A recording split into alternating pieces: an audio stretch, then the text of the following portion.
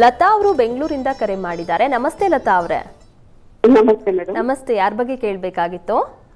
ನನ್ನ ಬಗ್ಗೆನೇ ಕೇಳಬೇಕಾಗಿತ್ತು. ಹುಟ್ಟಿದ ದಿನಾಂಕ, ಸಮಯ ತಿಳಿಸಿ.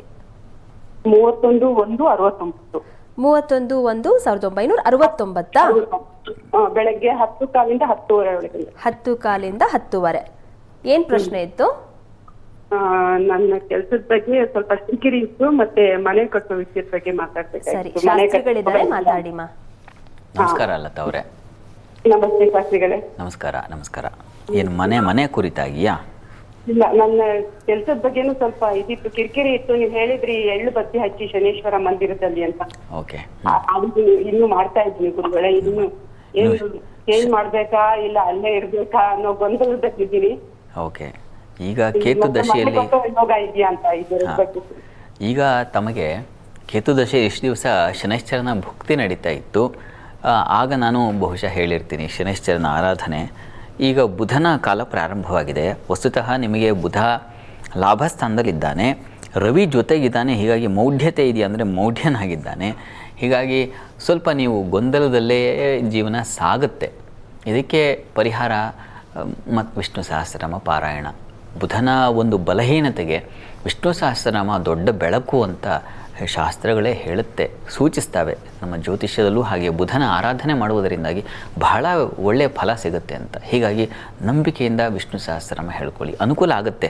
ಈಗ ಬುಧ ಬಲಹೀನನಾಗಿದ್ದಾನೆ. ಇನ್ನೊಂದು 2-3 ತಿಂಗಳ ನಂತರದಲ್ಲಿ ಅವನಿಗೆ ಹೆಚ್ಚಿನ ಅನುಕೂಲ ಉಂಟಾಗುತ್ತೆ. ನಿಮಗೂ ಕೂಡ ನನಗನ್ಸುತ್ತೆ ಬಹುಶಃ ಜುಲೈ ವೇಳೆಗೆ ಒಳ್ಳೆಯ ಫಲ ಕಾಣಲಿಕ್ಕೆ ಖಂಡಿತ ಅವಕಾಶ ಇದೆ. ಹೀಗಾಗಿ ಗಾಬರಿ ಬೇಡ. ನೀವು ಮಾಡಿದ ಎಲ್ಲ ಪೂಜೆ ಇಷ್ಟು ಕಾಲ ನೀವು ಹಚ್ಚಿದ್ದೀರಲ್ಲ ಎಳ್ಳೆಣ್ಣೆಯ ದೀಪವನ್ನು, ಅದರ ಫಲ, ಅದರ ಬೆಳಕು ಸಂಪೂರ್ಣವಾಗಿ ಕಾಣ್ತೀರ ಇನ್ನು 3 ತಿಂಗಳ ನಂತರದಲ್ಲಿ. ಆತಂಕ ಬೇಡ. ವಿಷ್ಣು ಸಹಸ್ರನಾಮ ಪ್ರಾರಂಭ ಮಾಡಿ. ಒಳ್ಳೆಯದಾಗಲಿ. ಕರೆ ಮಾಡಿದ್ದಕ್ಕಾಗಿ ಧನ್ಯವಾದಗಳು. ಮಂಜುನಾಥ್ ಅವರು ಹುಬ್ಬಳ್ಳಿಯಿಂದ ಕರೆ ಮಾಡಿದ್ದಾರೆ. ನಮಸ್ತೆ ಮಂಜುನಾಥ್ ಅವರ. ನಮಸ್ತೆ ಮೇಡಮ್. ನಮಸ್ತೆ. ಯಾರ ಬಗ್ಗೆ ಕೇಳಬೇಕಾಗಿತ್ತು? ನನ್ನ ಬಗ್ಗೆನೇ ಕೇಳಬೇಕಿತ್ತು. ಹುಟ್ಟಿದ ದಿನಾಂಕ, ಸಮಯ ತಿಳಿಸಿ. ಓಕೆ. ನಂದು ಕುಂಭರಾಶಿ ಧನಿಷ್ಠ ನಕ್ಷತ್ರ. ಹುಟ್ಟಿದ ಸಮಯ 10 ಗಂಟೆ ಮುಂಜಾನೆ, ಗುರುವಾರ ದಿನ. ಹಾ ಸರಿ. ಏನ್ ಪ್ರಶ್ನೆ ಇತ್ತು? ಅದೇ ಮ್ಯಾಮ್, ಲೈಫ್ ಬಗ್ಗೆ ಕೇಳೋದಿತ್ತು, ನೌಕರಿ ಬಗ್ಗೆ ಕೇಳಬೇಕಿತ್ತು. ಶಾಸ್ತ್ರಿಗಳಿದ್ದಾರೆ, ಮಾತಾಡಿ. ಮಂಜುನಾಥ್ ಅವರೇ ನಮಸ್ಕಾರ. ನಮಸ್ತೆ ಗುರು. ನಮಸ್ಕಾರ. ಕುಂಭರಾಶಿ ಅಂದ್ರಿ ಅಲ್ವಾ ತಾವು? Yes ma'am. ಕುಂಭರಾಶಿಯವರಿಗೆ ನೋಡಿ, ಈಗ ನಿಮ್ಮ ಕರ್ಮಾಧಿಪತಿ ಯಾರು ನಿಮಗೆ ವೃತ್ತಿಯಲ್ಲಿ ಒಂದು ಬಲವನ್ನು ಕೊಡಬೇಕು, ಆ ಅಧಿಪತಿ ಸ್ವಲ್ಪ ವೀಕ್ ಆಗಿದ್ದಾನೆ, ಅಂದರೆ ನೀಚ ಸ್ಥಾನದಲ್ಲಿದ್ದಾನೆ. ಈ ಕಾರಣದಿಂದಾಗಿ ಸ್ವಲ್ಪ ಫಲಗಳು ಸ್ವಲ್ಪ ವ್ಯತ್ಯಾಸವಾಗುತ್ತೆ. ನಿರೀಕ್ಷಿತ ಮಟ್ಟದ ಫಲ ಸಿಗೋದಿಲ್ಲ. ಏನೋ ಒಂದು ತೊಡಕು, ಏನೋ ಒಂದು ವಾತಾವರಣ ಸ್ವಲ್ಪ ಕಹಿಯಾಗಿರತಕ್ಕಂಥದ್ದು, ಈ ಥರದ್ದು ಒಂದು ಲಕ್ಷಣ ಇದೆ. ಹೀಗಾಗಿ ಇದು ದಾಟಬೇಕು. ಇನ್ನು 2 ತಿಂಗಳು ಬೇಕಾಗುತ್ತೆ. ಇದು ನೀವು ದಾಟಿ ಒಂದು ಸ್ವಚ್ಛವಾದ ಒಂದು ಒಳ್ಳೆಯ ಫಲ ಕಾಣಲಿಕ್ಕೆ ಇನ್ನು 2 ತಿಂಗಳು ಬೇಕು. ಹೀಗಾಗಿ ಅಲ್ಲಿವರೆಗೆ ಇದರ ಆರಾಧನೆ ಏನಪ್ಪ ಅಂದರೆ, ಹತ್ತಿರದಲ್ಲಿ ಯಾವುದಾದ್ರು ದುರ್ಗಾ ಸನ್ನಿಧಾನ ಇದ್ದರೆ ದುರ್ಗಾ ಸನ್ನಿಧಾನಕ್ಕೆ ರುದ್ರಾಭಿಷೇಕ ಮಾಡಿಸಿ. ಪ್ರತಿ ಮಂಗಳವಾರ ಮಾಡಿಸಿ. ಎಷ್ಟು ತಿಂಗಳು? ಇನ್ನು 2 ತಿಂಗಳುಗಳ ಕಾಲ ಇದನ್ನು ಮಾಡುವುದರಿಂದಾಗಿ ನಿಮಗೆ ತುಂಬ ವಿಶೇಷವಾದ ಫಲ ಉಂಟಾಗುತ್ತೆ. ವೃತ್ತಿಯಲ್ಲಿ ಒಂದು ಸಮಾಧಾನ ಕಾಣಲಿಕ್ಕೆ ಸಾಧ್ಯತೆ ಇದೆ.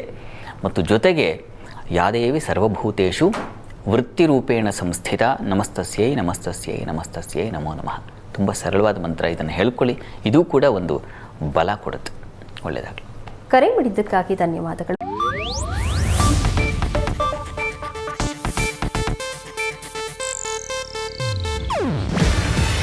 ಇದು ಏಷ್ಯಾನೆಟ್ ನ್ಯೂಸ್ ನೆಟ್ವರ್ಕ್ ಪ್ರಸ್ತುತಿ. ನೀವು ನೋಡ್ತಿದ್ದೀರಾ ಏಷ್ಯಾನೆಟ್ ಸುವರ್ಣ ನ್ಯೂಸ್.